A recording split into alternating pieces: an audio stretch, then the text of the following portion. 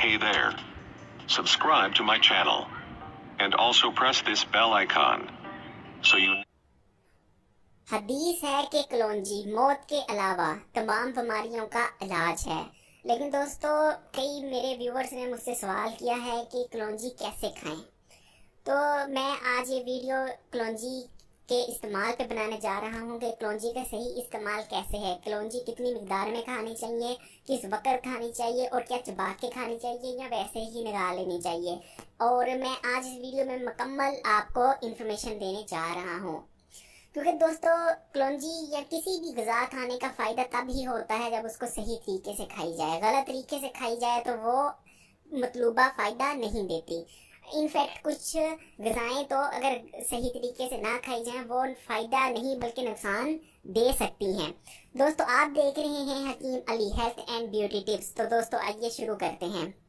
लेकिन दोस्तों, शुरू करने से पहले मेरी रिक्वेस्ट है कि आप हमारा चैनल सब्सक्राइब कर लीजिए और बेल आइकॉन भी दबा दीजिए ताकि हर आने वाली वीडियो आपको मिल सके।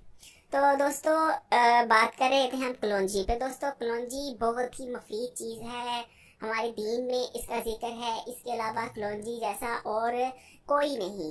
कलौंजी से आप हर बीमारी का इलाज इंशाल्लाह कर सकते हैं। लेकिन दोस्तों, कलौंजी अगर ठीक तरीके से खाई जाए तो ही मुफीद है। गलत तरीके से आप खाएंगे तो आपको वो रिजल्ट नहीं मिलेंगे। दोस्तों, अब बात करते हैं सबसे पहले कि कलौंजी किस टाइम खाई जाए, सबसे पहला जो सवाल है। लेकिन दोस्तों, उससे पहले मैं आपको ये कह दूं कि कलौंजी आपने बाकायदगी से खाइए। ये ना कीजिए कि एक दिन खाइए फिर हफ्ते बाद याद आई। नहीं, बाकायदा रूटीन बनाइए। कलौंजी एक ऐसी चीज़ है जो आप डेली खा सकते हैं और डेली खानी भी चाहिए।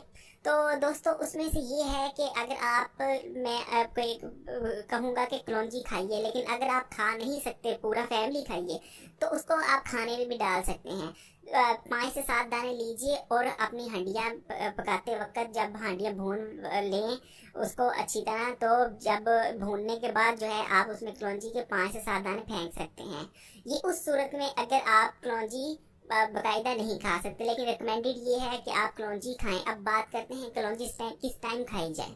दोस्तों, कलौंजी खाने का सबसे बेहतर टाइम है या तो नाश्ते के आधा घंटा बाद, ठीक है, या दोपहर के खाने से 2 घंटे पहले।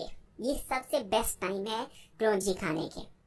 अब बात कर लेते हैं कलौंजी कितनी मिकदार में खाई जाए। दोस्तों, कलौंजी जो है वो डेली अगर आपने खानी है और बीमारियों से बचने के लिए और सेहतमंद रहने के लिए खानी है, और खानी है कि आपके जिस्म के जहरीले मादे निकलते रहें, बीमारियां आप पे करीब ना आए, तो दोस्तों आपने कम से कम 7 से लेकर 10 दाने, रिकमेंडेड ये है कि आप 7 दाने, 7-8 दाने या 10 दाने तक कलौंजी खाइए। 7 दाने बेस्ट हैं।